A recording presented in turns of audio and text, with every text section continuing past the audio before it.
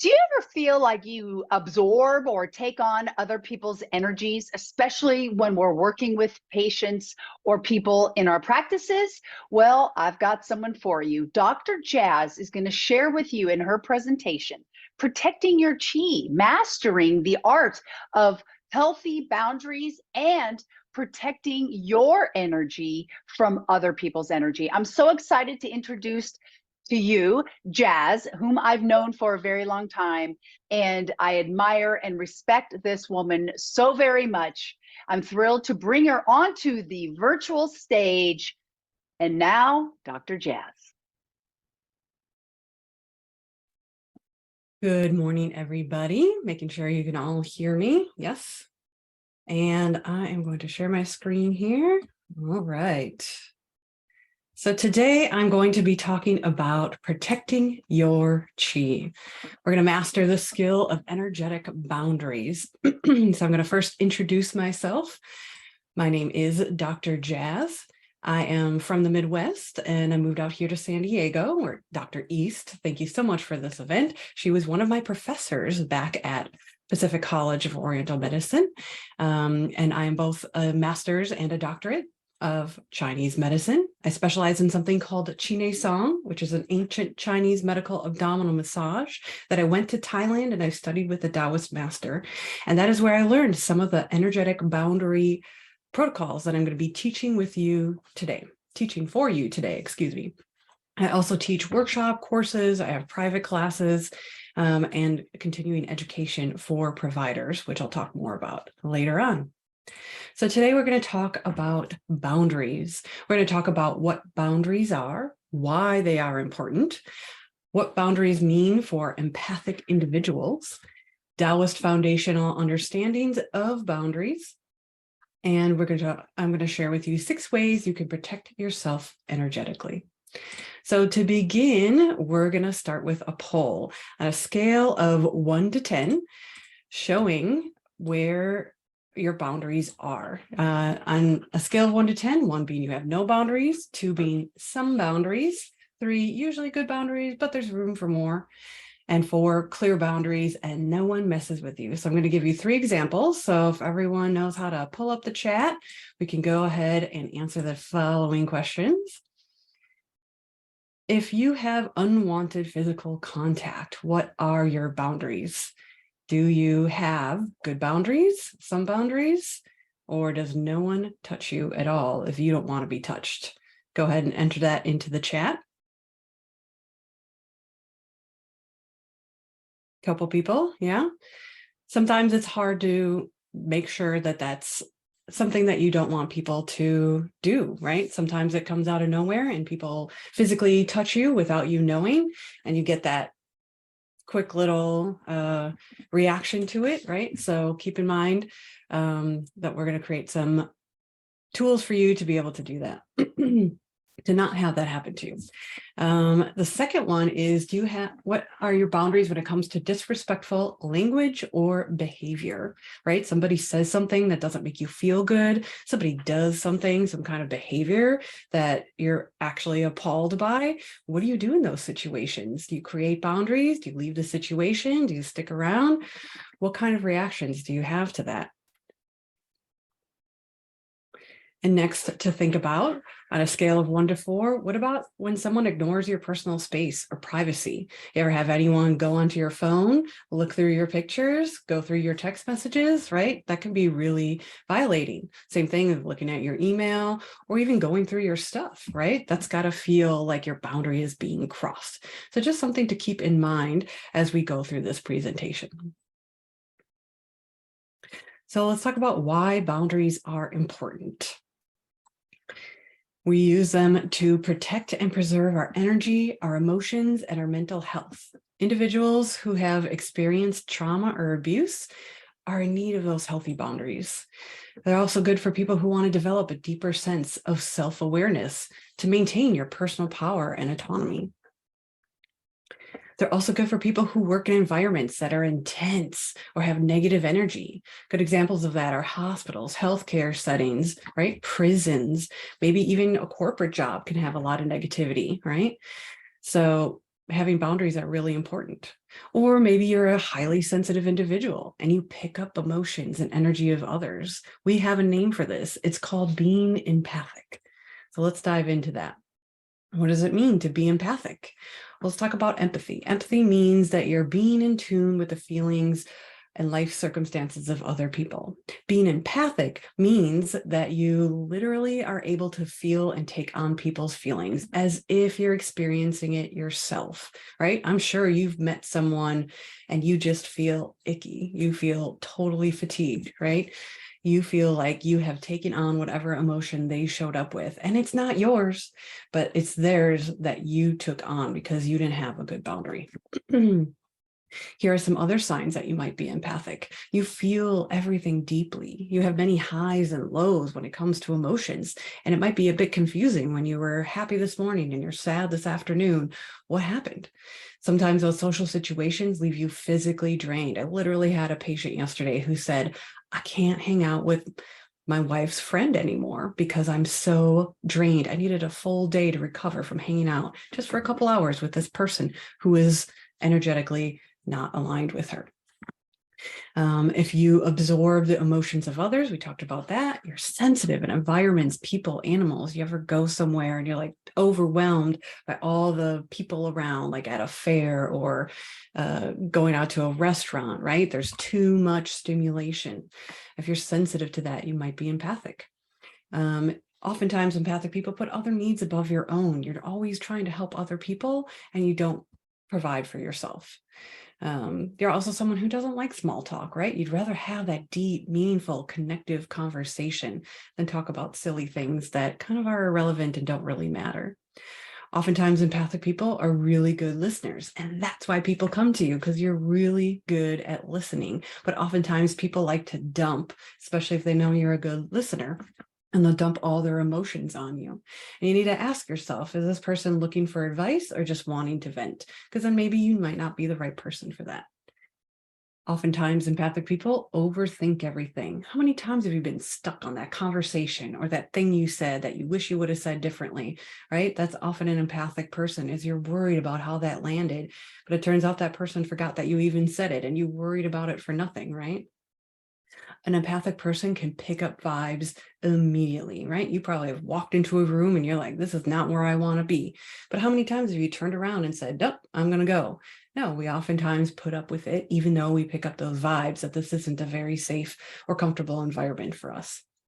And oftentimes empathic people are also natural healers, and you find yourself in a healthcare job or situation, right?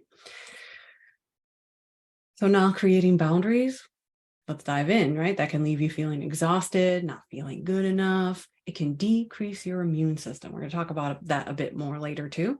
It can leave you emotionally exhausted. It can interrupt your routines, right? How many times have you had that conversation or interaction and it totally disrupted you and derailed you from your path?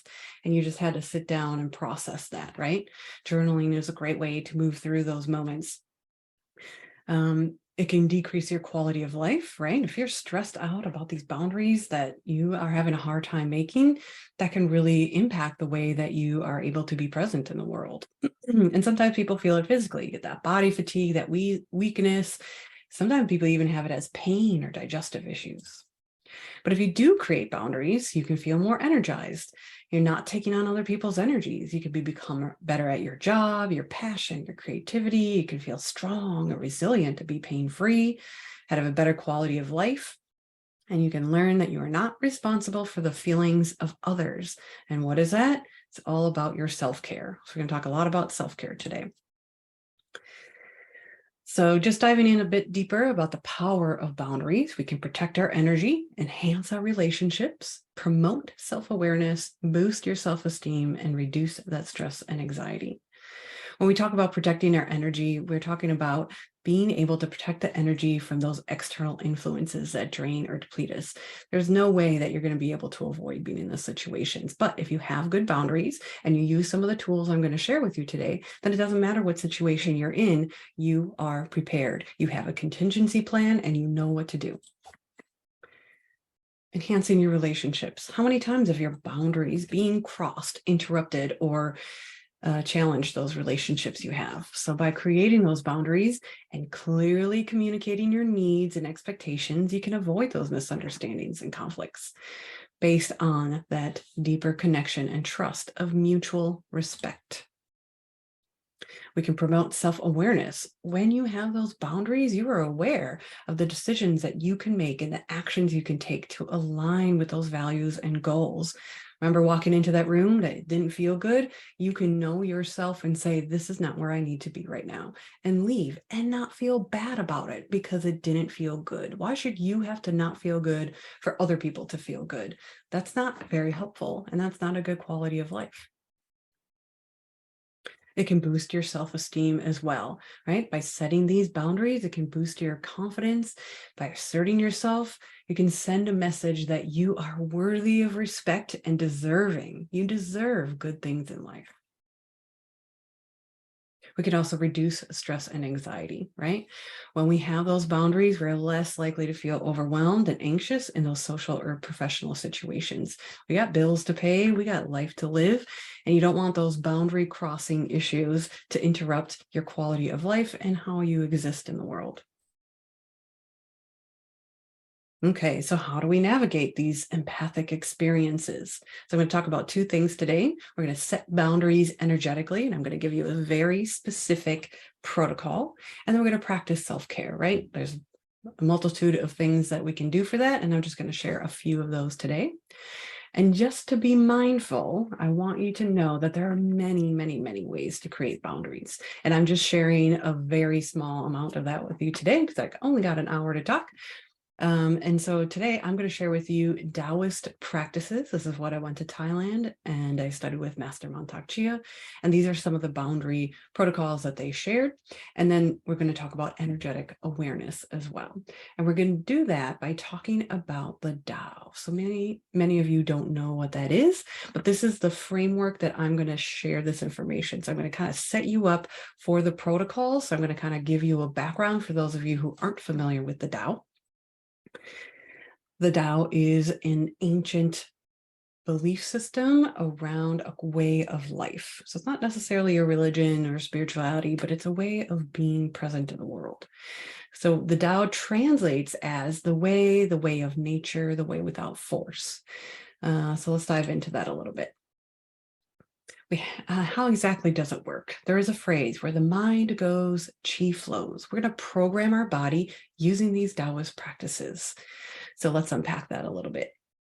So the Tao observed that nature, everything around us had patterns, and our bodies are a reflection of that pattern. So they observed nature. I'm going to show you the 5 elements in a little bit, and we can see that reflection happening in our body, and we can use those elements and those ideas to help retrain our body, to shape our boundaries, to move our energy in a specific way.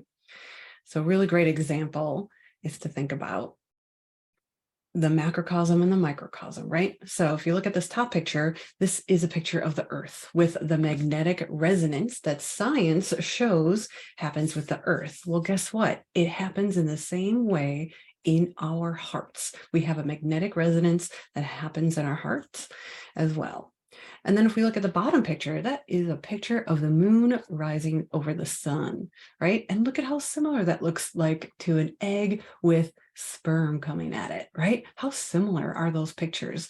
This is what I'm talking about with the Taoism. All these functions inside of our body, we can see some form of reflection of it outside in nature. So that being said, that's what the Taoists did. We use these ideas of nature to help our bodies out. And as they did this, they observed something called qi. Now I'm going to talk a lot about qi now. And so let's kind of break down what that is. For those of you who aren't aware of what qi is life force. It's loosely translated to energy. That's what our Western minds can comprehend. It's not always really an accurate description, but it's what we're going to use as a placeholder for today. So qi, this life force, is everywhere. It's in everything. It has different shapes and forms, similar to like how water, right? It's all water, but it can be hard. It can be liquid. It can be gas, right? Every action or non-action affects our bodies. You know, if you sit on a couch all day long, you're not going to feel the same as if you went for a run and worked out, right? We can change our bodies by what we put into it and what we do with it. Let me say that again. We can change what's happening in our bodies by what we put into it and what we do with it. So we are always moving chi. We're always programming our body with chi. Chi is neutral, and whatever we set our intentions to, it will follow those instructions we give it. I like to give a modern analogy here. If you think about a computer, somebody sat down and had to write lines of code in order for you to be able to see me on this Zoom call, right? Someone had to write lines of code so you could see this presentation. Somebody programmed this computer to do that, right? So if we think of our bodies as computers, we can program the lines of chi in our body with the thoughts that we have, the actions that we take, the food that we eat, right? I'm going to talk a little bit more about that. So that's what we're doing when we're talking about chi and all these protocols we're going to talk about, is we're programming our bodies. So we're going to do a little bit of Qigong. Qi, as I said, loosely means energy, and Gong means work or some kind of practice that you're dedicated to. You've also seen these spellings below, perhaps somewhere on the internet or in your discoveries. It all means the same thing. It was just translated differently and spelled differently by whoever was translating it. So there's different types of Qigong. There's medical Qigong. These are practices that are used specifically to heal the body. There's martial Qigong, which most people are familiar with, which is like the Tai Chi. It's a form of fighting, self-defense and discipline. And then there's a spiritual Qigong, which can be used to connect with yourself, nature, and the Tao. So we're going to do a little bit of a mix between medical and spiritual Qigong today. So how do we support our chi? Remember that phrase, where the mind goes, chi flows. Your thoughts control a lot of the chi in your body.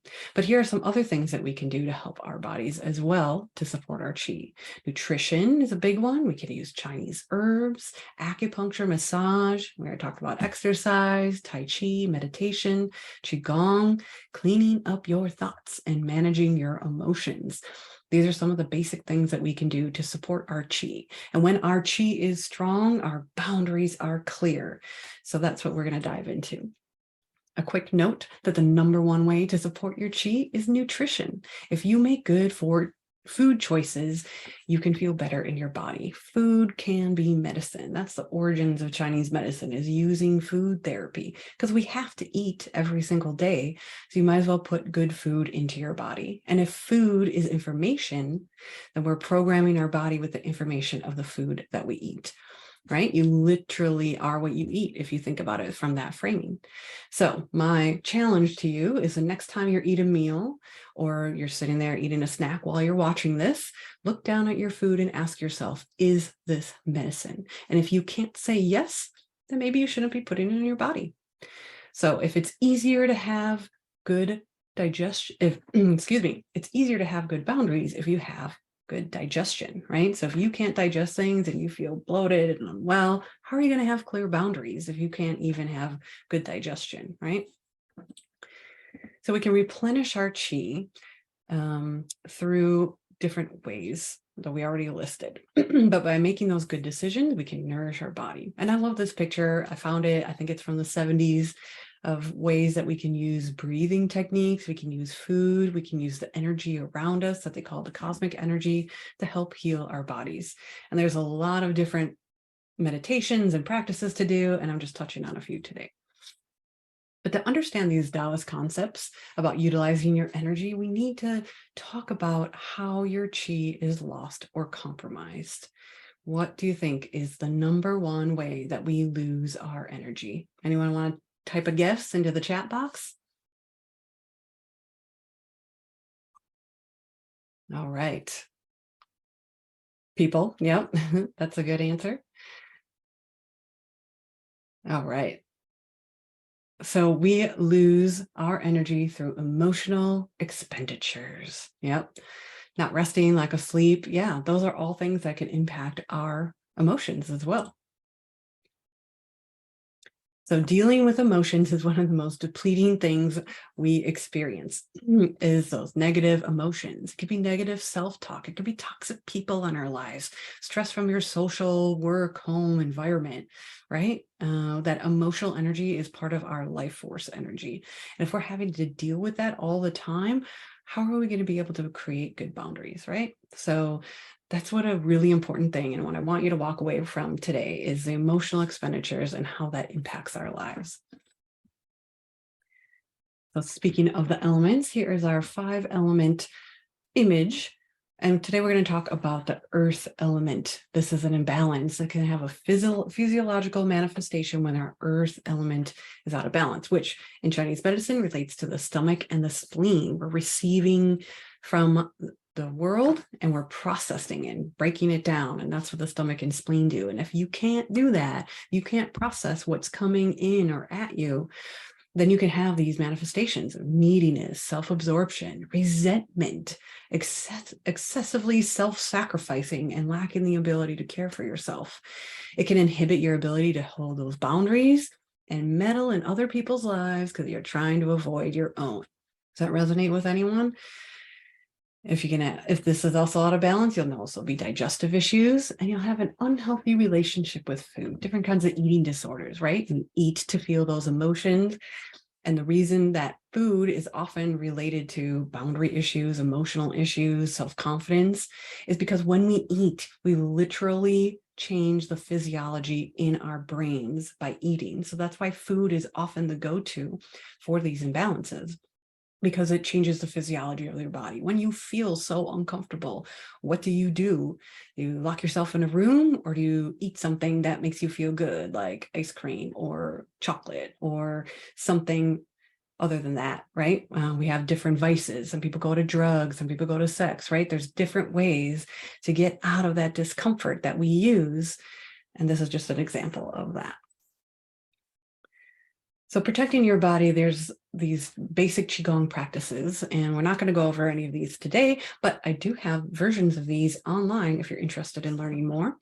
So these 4 basic meditations is the inner smile and the 6 healing sounds, where we transform negative emotions into positive vitality. We have the microcosmic orbit, where we take that energy and we circulate it through our body in this pathway along the meridians. Iron Church Qigong is where we work with the skeletal structure, because if you're not aligned, then Qi can't flow effectively through your body. And if Qi isn't effectively flowing through your body, then you're going to have boundary issues, right? Think about a fence that's broken down. Well, guess what? Something that can get through if it doesn't maintain that integrity and structure, which is what we need to do with our bodies and our minds.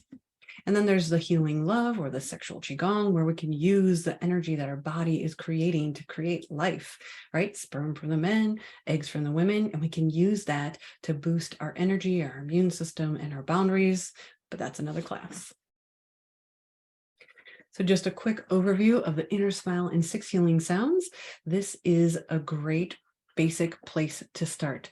We can see that each of the elements is related to each of the organ systems as well. There are different positive emotions and negative emotions related to each of the organs. There are sounds, vibrations, visualizations that we can do. I'm going to talk a little bit more about that briefly, but I just wanted you to take a quick peek at this. Again, I have this meditation up online if you want to dive in. So let's talk about why these meditation practices are important for boundaries. Why would we want to do any of these? We can create more powerful boundaries if we balance our Qi first. Because if we don't process our own emotions, we're going to bring that to the table with us, right? We're going to bring that when we show up for that dinner with friends, or for practicing your acupuncture or massage, or whatever kind of therapy that you do, right? So if we're not in alignment, then that can impact the people around us. So if you start applying some of these practices to your life, I would be curious to hear what that shifts for you, how that shifts in your effectiveness as a practitioner, how that might change your relationships with other people.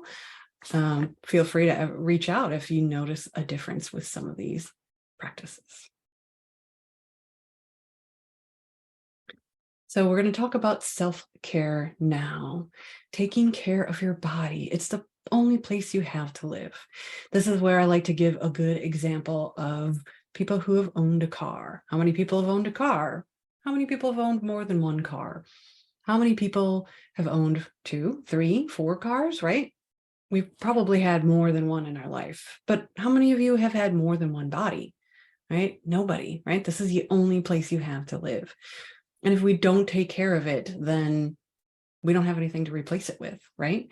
So my challenge always is to patients or to people that I meet, if you take your body into the mechanic as often as you take your car into the mechanic, right? So thinking about that maintenance care, whether that's getting a massage, getting acupuncture, taking a day off, going on vacation, but do it as frequently as you take your car in. People spend more money on their cars than they do on their bodies, but you can replace a car. You can't replace a body. So just thinking about self-care in that way, that's going to help with your longevity, your quality of life. Think about what age you're at right now. If you're at 40, 50, how do you want to feel at 60, 70?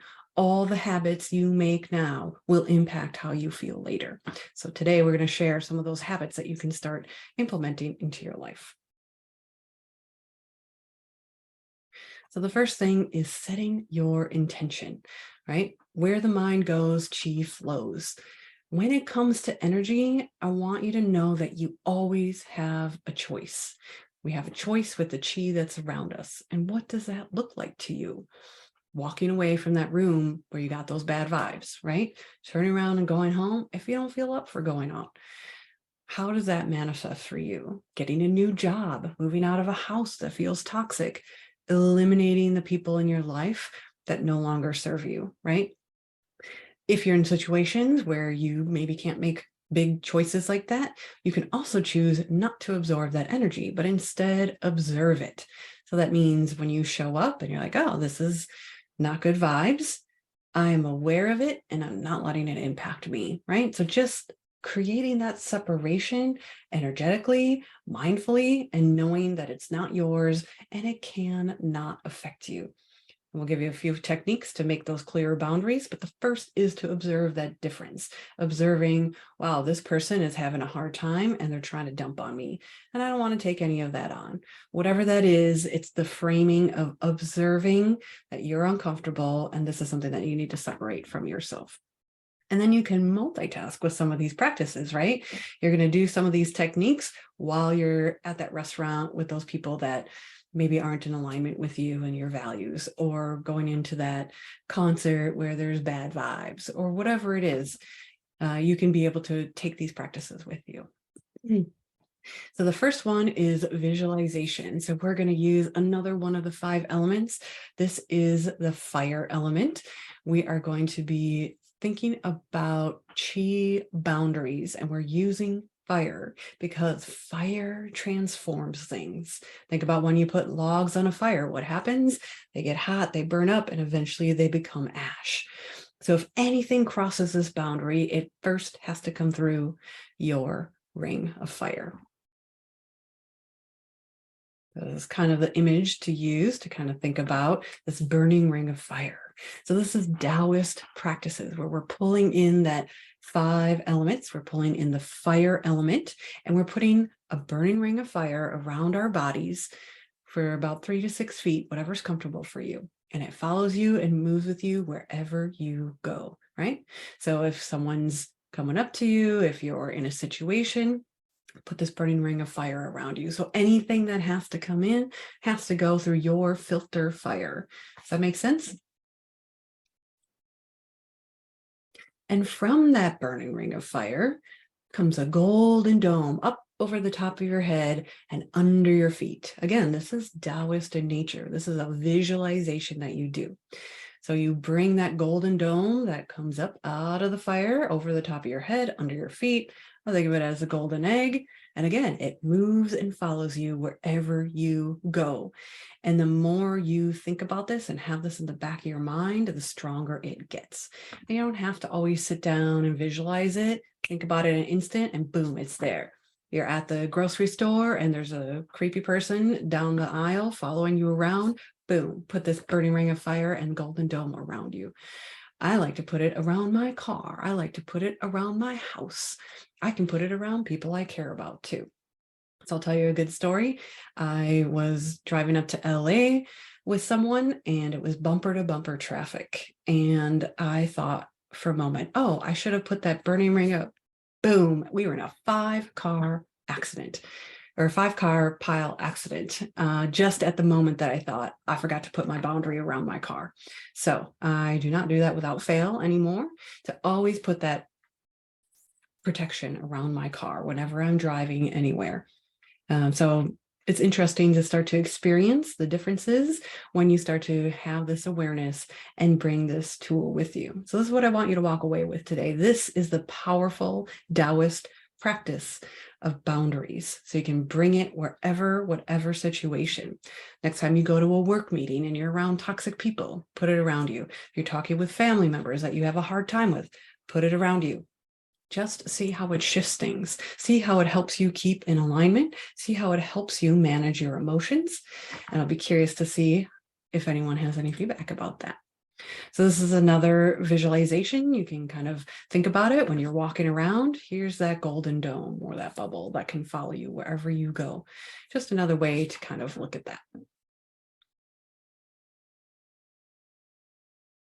Now, the next part of that golden dome and that burning ring of fire is how thick and dense do you want that layer of chi to be? Remember, we were talking about how chi is programmable. We are programming that golden dome around our bodies. How thick do you want it to be? What is its permeability, right? So if you're sitting at home with someone you love, there can be an exchange of energy between you and the person, right? And you feel good and it feels nice to be there. But again, if you're at that grocery store and there's that weirdo following you around, boom, put that up and you can create that defense energetically and you can set it around yourself, right? Because oftentimes when I share this with patients, patients feel like that energy just comes in right away because they don't have that boundary. So if you think about that energetic boundary, then you're going to notice that energy when it's out here, not when it's right here, right? So start walking around with that with you everywhere, and you'll be able to sense things that you can prepare for earlier than when you're just not expecting it and it shows up inside of your body, right? So again, is there a mutual exchange where you can allow it to happen, or are you going to close it off and make that clear boundary, right? You can decide how thick it wants to be wherever you are, how necessary that is to make you feel safe. Because that's the important thing about boundaries, is feeling safe and feeling comfortable. All right, so Dr. Jazz, what happens if I still get slimed? I tried to put up this boundary and it still happened. Well, sometimes you can be around people and you just feel that ache inside of you. So things to think about is you are an empty vessel. You are a conduit. Nothing can stick to you, right? Think about that phrase, I'm rubber, you're glue, bounces off of me and sticks to you. We don't want to send it back to someone, but we want it to just move through us. So if you feel that negative energy and you're like, oh, shoot, I forgot to put up my block. It didn't happen. It's inside of me. Just see it leave your body, and you can program it with your thoughts, right? You can say things like, it can't stick to me. It's not available. There's nothing for it to attach to. There's nothing inside of me that this negative energy can attach to. Or you can say something like, what does not serve me cannot stay, right? What does this angry person's anger, how does that serve me? If it doesn't, let it go. It's not about you. Or you can ask yourself, is this mine? Oftentimes I'll go home after seeing patients and sometimes I'm like, man, why am I feeling this emotion? Oh, my patient felt like that today and now I took it on. Okay, this isn't mine and I'm not going to let it affect my other relationships at home. So recognizing what is somebody else's and what is your own. Or you can be in the moment and recognize, wow, this person is upset and it's upsetting me, but it's not me being upset. It's me being impacted by them being upset. Time to put up at that boundary or time to flush it through my body. So determining what is self from non-self. You know, our immune system does that too. We have something called the T cells that recognize self from non-self. And that's how we're able to get away from different pathogens, bacteria, viruses, our immune system does something very similar. So how can we have energetic boundaries that reflect our immune system's abilities? So we're talking about kind of flushing things through. One of the things you can do to help get rid of any negative energy is put your feet on the earth. There are studies that are coming out that show that when we put bare feet on the earth, whether it's grass, dirt, sand, that we can get rid of those negative energy. It actually shifts the immune system. They did the blood work of people before and the blood work of people after, and they noticed the immune system got boosted just from 20 minutes of the bare feet in the earth. So what you can do is you can visualize that you are sending those negative thoughts, energies, phrases, things people said or did that affect you out through the bottoms of your feet. A Taoist practice is to visualize tree roots coming out of your feet and going down into the earth. And you can send that negative energy down to the earth. Don't have time to take your shoes off? Touching a brick wall is another thing you can do, or doing something with a tree. Do you have a tree in your yard, a tree in your house? There's ancient Taoist techniques of doing tree qigong. What does that mean? Same thing. You put your feet on the earth, and you visualize that the negative energy is coming out through your feet and it's being absorbed by the tree. And guess what? We already have a symbiotic relationship with the trees. We exhale oxygen, it absorbs oxygen, or excuse me, we exhale carbon dioxide, and trees give off oxygen, which is what we need to breathe. So we already have this scientific, biological exchange happening with trees, and now we can have an energetic one. There are many different tree qigong practices, but this is a really easy one to do. If you're going for a walk through the neighborhood, feel that exchange with a tree. The best kinds of trees, if you want the most potent exchange, is an evergreen tree. So see what's in your neighborhood, what you're around, and try it out. See if you can feel energized, get rid of that negative energy with some local nature. So now we're going to go over just a little bit of a breathing exercise, and I'm going to take you through a little short meditation. So what we're going to do is we're going to breathe in positive emotions, and then you're going to exhale those negative emotions. So we'll just go through a few of them. So if you with me right now, you're welcome to put a hand on your heart and one on your abdomen. We're just going to do the brief inner smile meditation. So you're going to inhale first from the heart, love, joy, and compassion. And we're going to exhale the negative emotions of hatred and cruelty.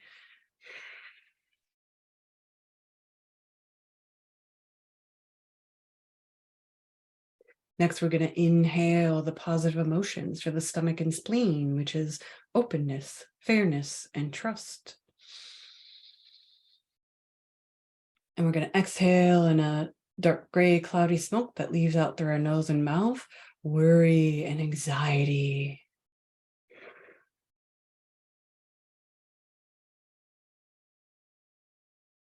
Next, we're going to inhale the positive emotions of courage and righteousness for the lungs and the large intestine. And then we're going to exhale sadness, depression, and grief in a dark gray, cloudy smoke that leaves out through your nose and mouth. Now we're going to inhale the next positive emotions of gentleness, peace, and calm for the kidneys and bladder. And we're going to exhale fear and fright in a dark gray, cloudy smoke that you send down into the earth and out of your body. And next, we're going to inhale kindness, generosity, and forgiveness. See it fill your liver and gallbladder. And exhale anger, frustration, resentment in a dark gray, cloudy smoke. They send down into the earth and out of your body. And then we're just going to take one last cleansing breath. And just feel all that negative energy, anything remaining in your body, leave out through the bottoms of your feet in those tree roots we have created. Send it down into the earth.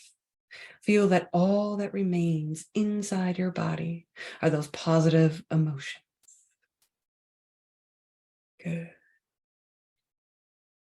And one thing we're going to add here is we're going to smile to our bodies.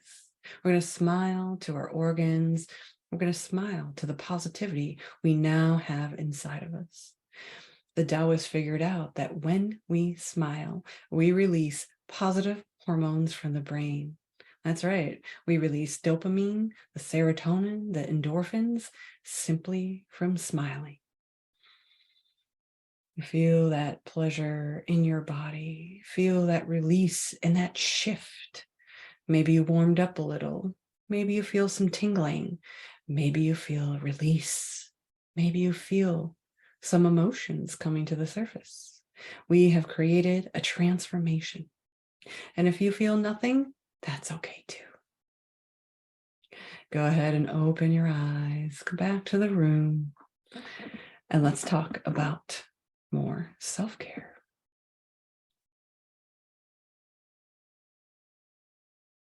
So we're going to talk about words as vibration.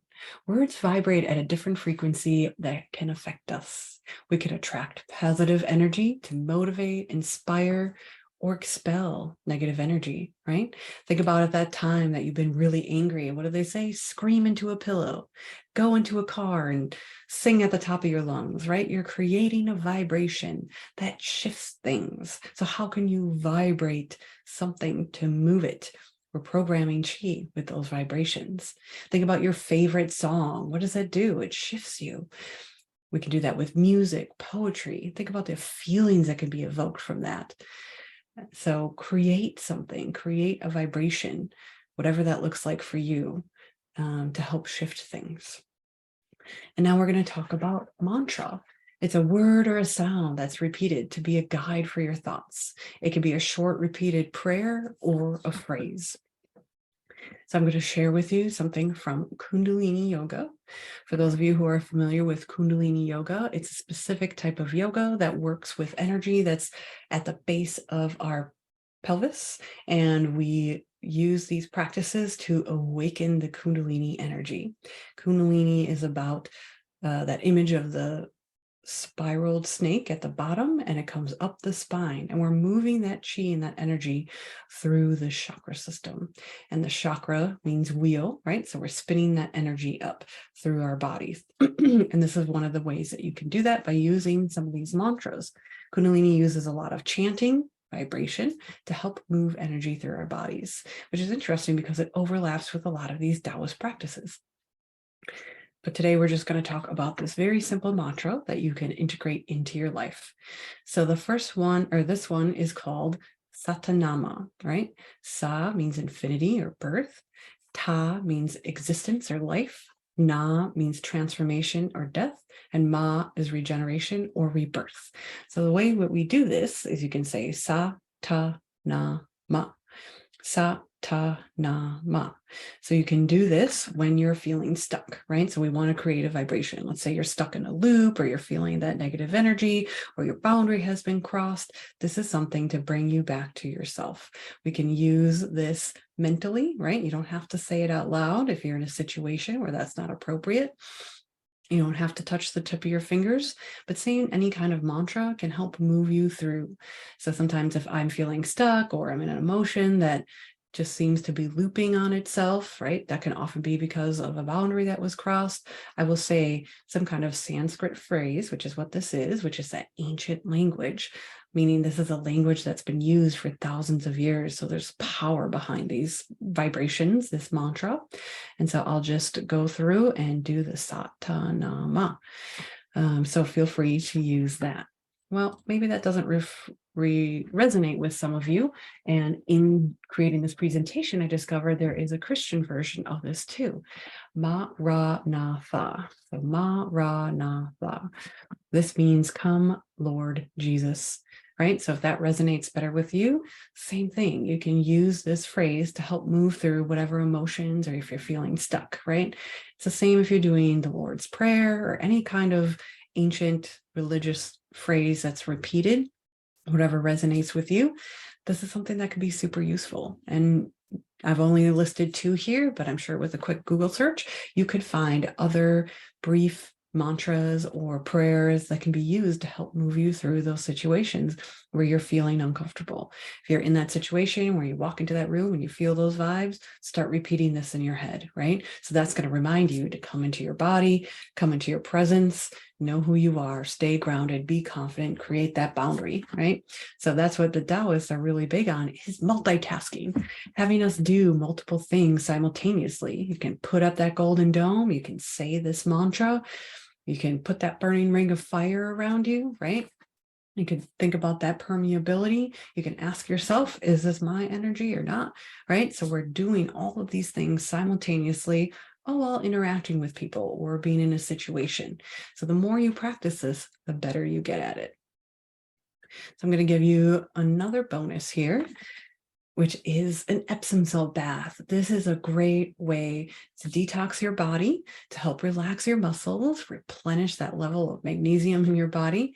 It detoxifies, expels pathogens, it's calming and grounding. So my advice is if you're in a situation that you get slimed or you're feeling really ungrounded and you don't have the other resources, an Epsom salt bath is an excellent way to be able to help bring you back into your body.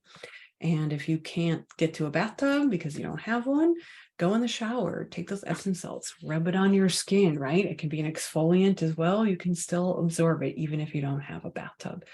And if that's not available to you either, then take some Epsom salts and just rub it in your hands, right? You're going to experience those benefits just by creating some kind of movement in your body and connecting to those Epsom salts. They can be extremely healing for you.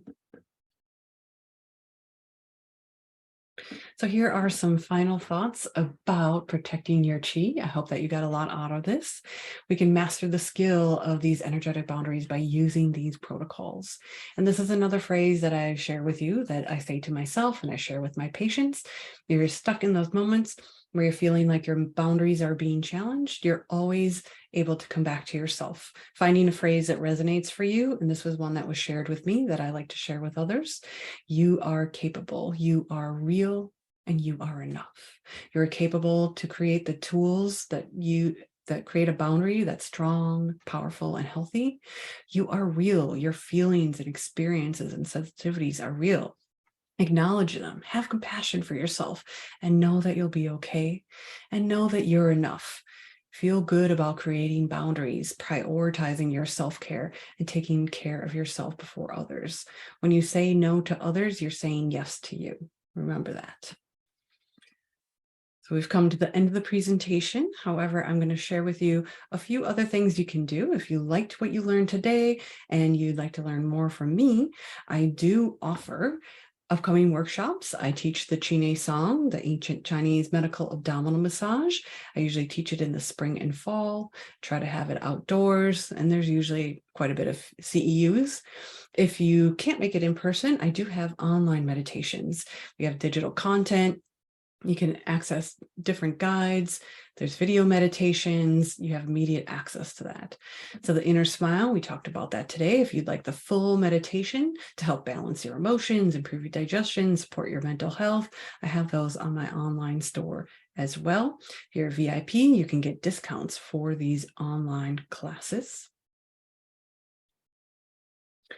I have different ebooks that I've written. Here are 3 of the main ones that are most popular. A colleague and I wrote Biohacking Brain Fog. One of the things we realized in our practices was a lot of people post-COVID were having brain fog, and it was a very common symptom. So we wrote this ebook where we talk about both Eastern and Western medicine approaches to relieving those symptoms of brain fog. With the brain fog often comes depression and anxiety. And we touched on that today, right? Having that emotional imbalance can impact our quality of life. So we included different acupressure, herbs you can use, nutrition, different ways to navigate those emotional imbalances. And then I also have a book on Amazon that I wrote with a colleague talking about supporting your immunity at home. right? When COVID hit, most of the conversations were about how many people were in the hospital and how bad it was. And we realized nobody was having conversations about how to take care of ourselves at home. And so this is one of the things that we came up with, is a resource to share with our patients so people can take care of themselves at home, because it was hard. We couldn't have people coming in the clinic with COVID. So here's the things that you can do and share with family members at home. And if you're a practitioner and you're looking for different courses, workshops, education content, I am working with my colleague, Rezdana, excuse me, and we created an online portal for practitioners called CEU Guru. We have just launched this website where we are offering ebooks, digital content, self-paced and live courses. We're going to have done for you content, infographics, different certification courses. And if you're a practitioner and you have courses and you're looking for a platform to teach, we would love to have you be a speaker on our platform. So if you're looking for that continuing education, the CEUs, we're starting out with acupuncturists and massage therapists, and eventually we'd like to be providers for chiropractors, naturopaths, medical doctors, so on and so forth. So please come check us out at ceuguru.com. And if you're looking to connect with me, here are my availability, or where I'm available on social media. You can look me up on Instagram. I'm on Facebook. Send me an email or head on over to my website. So that is all I have for you today. Thank you so much. Does anyone have any questions? I left a little bit of time to be able to answer any questions that anyone might have about boundaries. All right, I have a question over here. What do I do when I live at home with someone that I'm having issues having a boundary with? Well, it's not always easy to be able to move out of a situation that you have. But creating these boundaries before you come in the house, right? You can put the energetic boundary around your house. You can put it around your body, so you're double protected, right? And sometimes when you start to make these boundaries, things start to shift. So you might be able to see a different situation unfold when you start to create these boundaries. And I know we don't always have a choice when it comes to family or situations where we're being taken care of financially or otherwise with different family members. But if you start to create those boundaries, you should be able to see that shift. And it's not always easy, and it might be uncomfortable. And when you create those boundaries, it's actually a good point that sometimes people don't like it. When you start to make a boundary, they will get upset. So just be ready for that as well, that people aren't going to be able to have access to you in the same way they did before. And it's not going to feel good to them because they've been used to taking advantage of you. And when you start to say no to those things that cross your boundary, you're going to discover that not everybody's happy with that. But you need to remember that you need to say yes to you first in order to be able to feel good in your situations, because who doesn't want to feel good in wherever they are in the world, right? You want to feel safe, you want to feel comfortable, and you deserve that. I hope that was helpful for you. Any other questions over here? What do I do if I forget to put up the boundary, right? So if you forget to put up the boundary, you can always come back to it, right? Sometimes it's too late, or if you're thinking about past situations that you wish that had that boundary, you can also come do like a meditation. There's a meditation that the Taoists have where you go back into that memory and you give yourself a memory, or you give yourself a boundary from that version of you in the past. And it's a really interesting meditation to do. And it's part of like the more advanced practices of Taoism, where you can go back to those past situations and you can put that boundary around that, little kid version of yourself. And sometimes by doing that, you shift how you feel as an adult about that past situation where there was a boundary issue. It's very interesting. If you're interested in learning more about that meditation, reach out to me and I will do a recording of that and we can make that happen. All right. Yes, a good question. how do poor boundaries show up in our bodies and how to recognize it in patients, right? So I think that's a great question. I think that when we have poor boundaries, our body doesn't function properly, right? So I talked a little bit about that. Pain is often an indication that you have a poor boundary. I think like low tone is something that I see in the clinic too. What do I mean by that? Where there's this collapse in someone's body, where the shoulders roll forward and there's just like no integrity to their body to hold them strong and upright and confident. So with Chinese medicine, some of the things that we do is we look at people's bodies and kind of assess what we see. Right, we look, we observe, we can smell, we can hear, and sometimes you can hear it in people's voices, right? That their voices are soft, they're not very confident. I think sometimes you can see it in acne or kind of what shows up on the face. I think it can be in like the tone of the skin too. Sometimes it can be like really dry, like the body not being nourished, right? So I think about going back to that earth element we talked about. Stomach and spleen receive food and fluid from the body. And the positive emotions, if you remember, are openness, fairness, and trust. Open to receiving what comes in. That's what the stomach opens to the mouth, right? We have to be open to receiving. What we put in our bodies, we have to think about being fair to be able to digest.